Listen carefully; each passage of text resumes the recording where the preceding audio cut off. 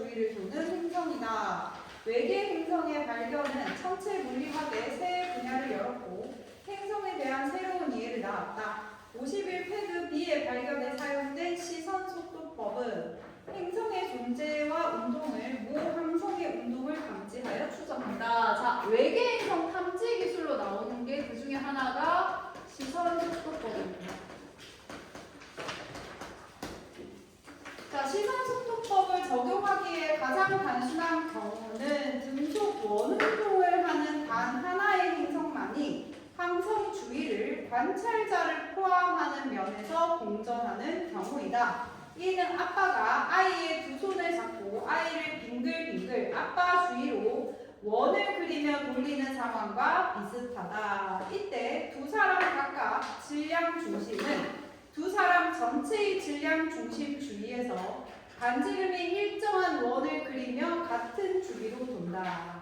이때 아빠와 아이 각각의 질량 중심은 두 사람 전체의 질량 중심을 기준으로 서로 반대편에 위치하고 아이의 질량 중심이 아빠의 질량 중심보다 두 사람 전체의 질량 중심으로부터 더 멀리 위치한다. 따라서 아이의 질량 중심은 큰 원을 그리며 두 사람 전체의 질량 중심 주위를 돌고 아빠의 질량 중심은 조그만 원을 그리며 두 사람 전체의 질량 중심 주위를 돈다. 자, 보시면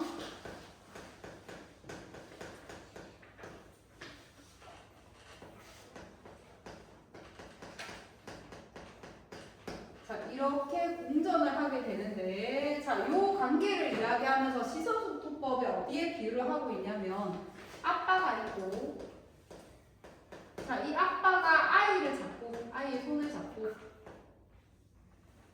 이렇게 손을 잡고 빙빙 도는 상태를 이야기하는 거예요. 그럼 만약에 자, 선생님이 자, 나올래? 너 몇 킬로니? 60. 아, 60? 아, 비슷한데 너무? 자, 이렇게 본다고 했을 때 얘가 더 무겁거든? 선생님보다? 그러면 자, 돌 때 이렇게 돌게 되는 거야. 자, 이렇게 도는데 얘가 계속 제자리에서 도는 게 아니고 질량 중심이라고 하는 거는 우리 둘의 질량 중심이 있게 기준축이 있겠지. 그러니까 얘도 이 질량 중심 주위로 도는 겁니다. 얘 돌 때 봐봐. 이렇게 계속 도는 거야. 이렇게 같이. 지금 좀 이상한데. 그럼 얘도 질량 중심축이 여기 있는 거야. 우리 둘의 질량 중심축. 근데 얘가 더 무거우니까 질량 중심축이 누구에게 더 가깝겠어? 지호에게 더 가깝겠죠. 근데 아이는 상대적으로 질량 가벼우니까 질량 중심축보다 좀 멀겠지. 훨씬 더 어떻게 돈다? 크게 돈다라는 거야.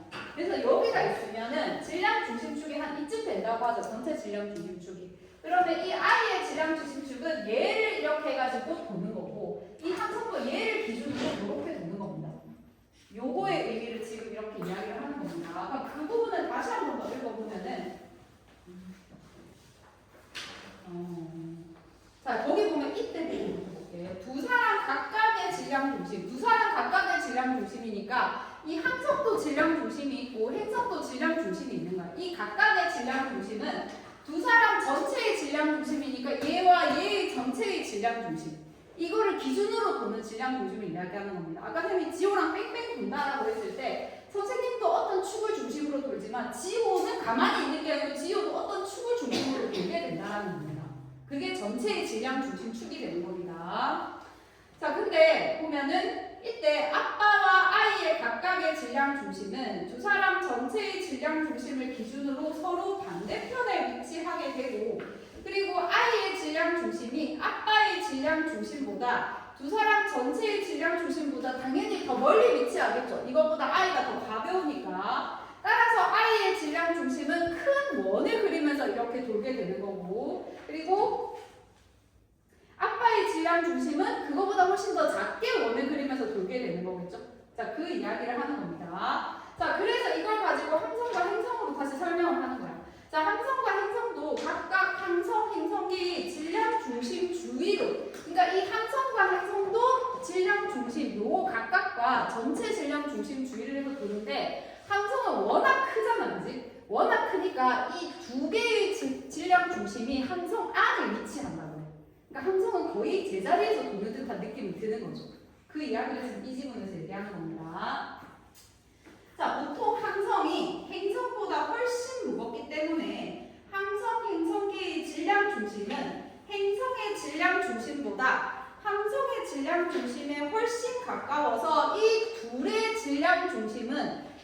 훨씬 무겁기 때문에 행성 안에 포함될 정도로 전체 질량 중심이 이렇다는 겁니다. 그러면 함성은 이걸 중심축으로 도는 거니까 거의 많이 회전을 안 하는 편이 되는 거겠죠. 그리고 행성은 이걸 중심으로 훨씬 더 크게 도는 거겠지. 자, 항성의 질량 중심은 항성 행성의 질량 중심으로 해서 아주 작은 원을 그린다. 그 함성 행성계의 질량 중심이 두 개의 질량 중심 중간에서 도는 축입니다. 자, 항성과 행성은 회전하는 동안 늘 항성 행성계의 질량 중심에서 서로 반대편에 위치한다고 합니다. 그러므로 행성이 관찰자에게 다가오면 항성은 관찰자에게서 멀어지고 행성이 관찰자에게서 멀어지면 항성은 관찰자에게로 다가오다라고 해요. 자, 아까 우리 그 그림에 있듯이 자, 관찰자가 있다고 한다면 자, 여기서 관계를 좀 보면 되겠죠. 자, 행성이 관찰자에게 다가온다. 행성이죠. 이렇게 다가오게 되면 행성이 여기 가까워져. 자, 그러면 항성은 이 끝에 위치한다는 겁니다. 제일 끝에. 그래서 항성과는 멀어집니다.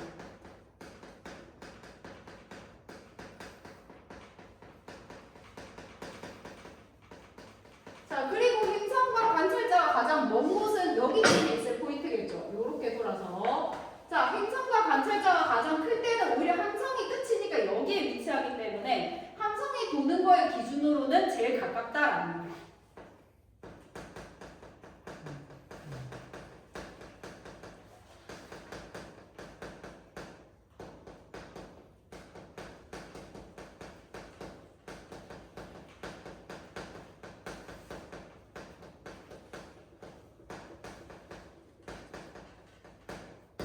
이거를 알아야 그 작은 문제를 풀 수 있죠. 자, 시선 속도는 대상이 관찰자 쪽으로 다가오거나 멀어지는 속도인데 대상이 관찰자에게 가까워질 때 음수값, 멀어질 때 양수값을 갖는다.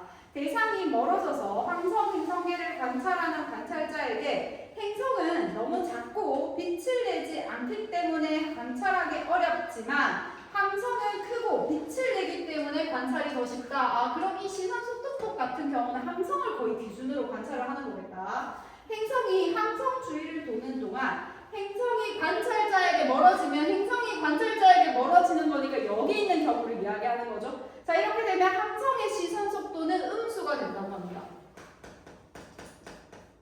자, 항성의 시선 속도는 음수가 되고 행성이 관찰자에게 다가오는 거니까 여기가 되겠죠. 자, 여기에 다가오게 되면 항성의 시선 속도는 양수가 됩니다.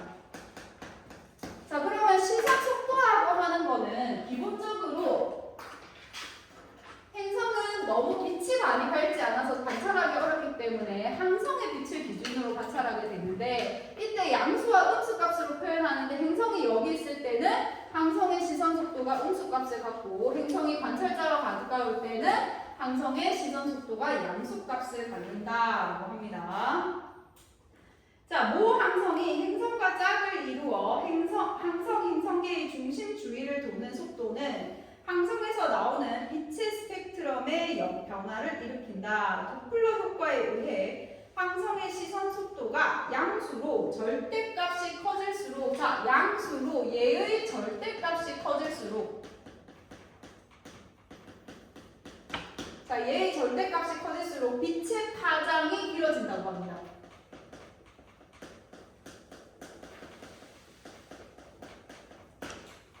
자, 그리고 항성의 시선 속도가 음수로 자, 이 음수의 절대값이 커질수록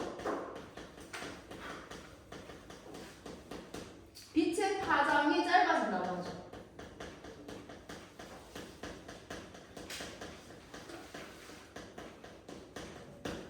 자, 행성의 공전 주기에 맞추어 스펙트럼의 파장 주기도 같이 변한다. 왜냐면 얘가 결국은 공전하면서 이루어지는 거니까 이 공전 주기가 변할수록 이 스펙트럼의 파장도 같이 변한다라고 이야기하죠. 자, 통상적으로 항성의 시선 속도는 초속 10m에 불과하므로 웬만한 분광기로 감지가 어렵다. 도플러 분광학을 이용해 항성의 시선 속도를 기존의 분광기보다 정밀하게 측정할 수 있도록 설계된 옐로디 분광기는 94년 광학 망원경에 장착되어 작동을 시작했다. 자, 이 분광기는 전체 가시광선 영역인 390, 681 사이에 최고의 해상도를 가진 스펙트럼을 얻었다. 94년 봄에 마요르와 켈루 팀은 옐로디 분광기를 가지고 태양계로부터 25파섹 이내 영역의 외계에서 행성을 찾아 나섰다. 켈루는 지도 교수인 마요르가 안식년을 보내는 동안 95년 1월 지구에서 48광년 떨어진 페가수스 자리에 있는 5등급 별이 51획을 관측하는데 별빛의 스펙트럼에서 청색 편이와 적색 편이가 나타남을 확인했다. 처음에는 대기 이상을 의심했으나 이내 변이의 규칙성을 근거로 목성의 절반 정도의 질량을 갖는 행성 0.05 천문 단위의 거리에서 4.2의 주기로 51획의 주위를 공전하고 있다고 판단했다. 그 행성의 대기는 1000도씨에 달하게 뜨거웠다. 켈루는 지도 교수에게 외계 행성을 발견했다고 보고했지만 이런 특성을 갖는 행성은 생각할 수 없었으므로 지도 교수는 믿지 않았다. 그러나 7월까지 켈루가 추가적으로 모은 측정의 결과물들이 이런 결론을 지지하자 마요르는 생각을 바꿨다. 그들은 목성과 유사한 질량이며 목성과 달리 뜨거운 대기를 갖고 항성 가까이를 공전하는 거대 행성을 발견했다는 보고를 담고 있어 그동안 천문학자들이 받아들이던 고전적 행성 생성론에 들어맞지 않아 논란이 일어났다. 하지만 이 방법으로 외계 행성이 여러 발견되었고 그 중에는 뜨거운 거대 행성이 있었기에 기존 패러다임은 수정되었다. 그러면 바로 A를 풀 수 있습니다. 3번. 자, 보기와 A를 비교한 것은 적절하지 않은 거. 자, 보기를 보니까 전통적인 천문학 이론인 지구 중심설에서는 달이 하나의 태양으로서 다른 행성과 마찬가지로 고정된 지구 주위를 도는 천체였다.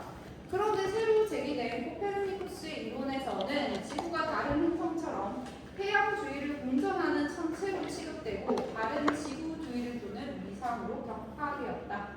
당시 행성 주위를 도는 위성은 알려진 사례가 없었기에 지구 중심설을 옹호하는 천문학자들은 이를 근거로 코페르니쿠스의 이론의 정당성에 이의를 제기했다. 그러나 이런 반대는 갈릴레이가 새로운 천문 관측 장비 망원경으로 목성 주위를 도는 위성 넷을 찾아내자 불식되었다. 지구가 행성으로서 예외적으로 위성을 갖는 것이 아니라는 것이 드러났기 때문이다. 다음 몇 번입니까? 몇 번 했어요, 제가?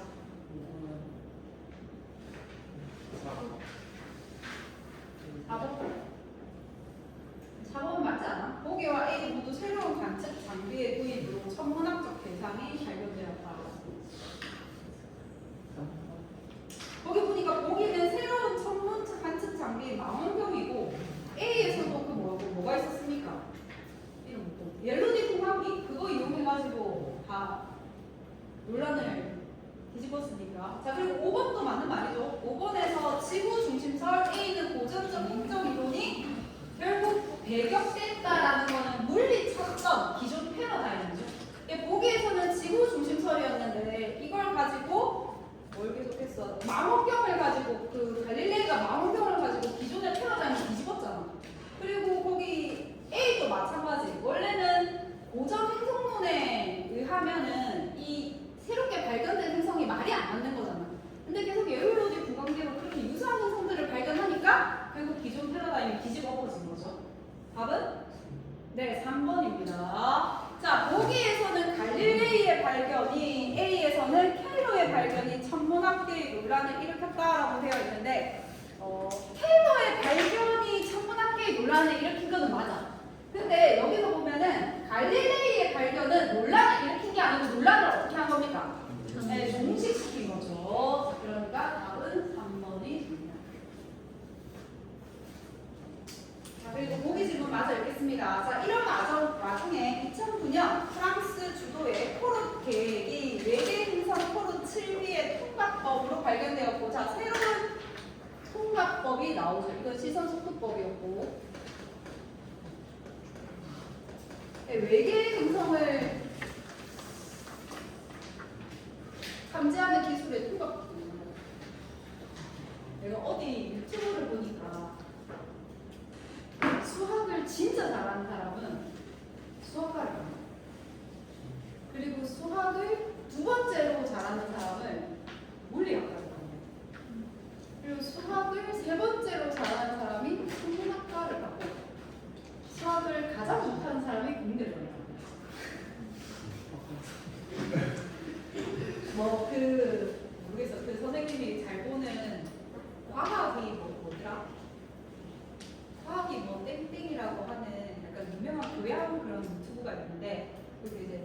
교수님들이 나와서 하는 말이 자기가 수학을 잘해서 이과를 간다라고 다 착각을 하는데 이제 가보면은 나는 정말 수학을 못하는구나를 깨닫게 되고 수학을 진짜 잘하고 좋아하는 사람은 수학과를 간다. 뭐 이런 식으로 이야기를 하시거든요. 그 다음 두 번째로 잘하는 사람이 물리학과를 가고 세 번째로 잘하는 사람이 천문학과를 가고. 근데 이 약간 이 우주라고 하는 거는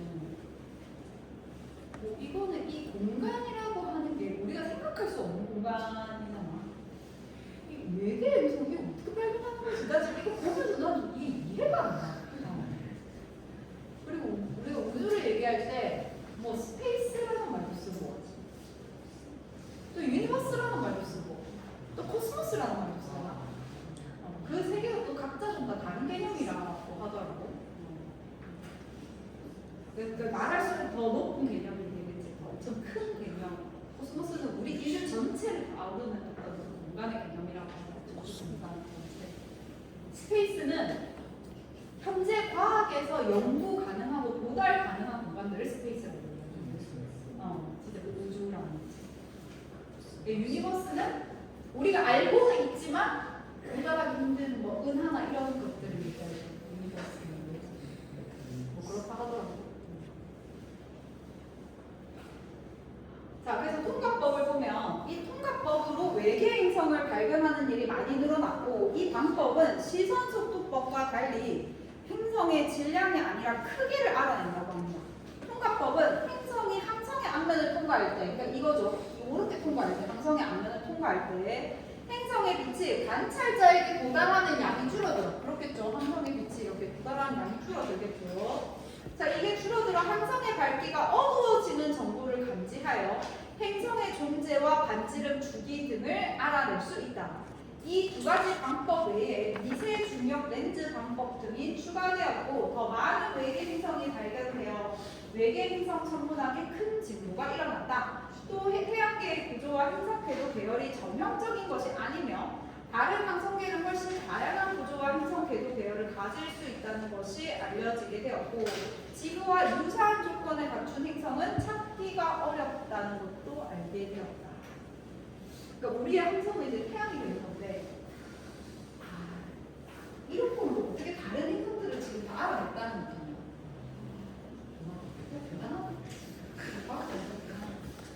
일단 화학자가 되려면 궁금한 게 있어야 되는 거야. 왜 그런지. 자, 1번에 윗글에서 언급되지 않은 거. 자, 이거 4번이죠. 네, 크기를 알아내는 측정 장치에 대해서는 나와 있지 않습니다.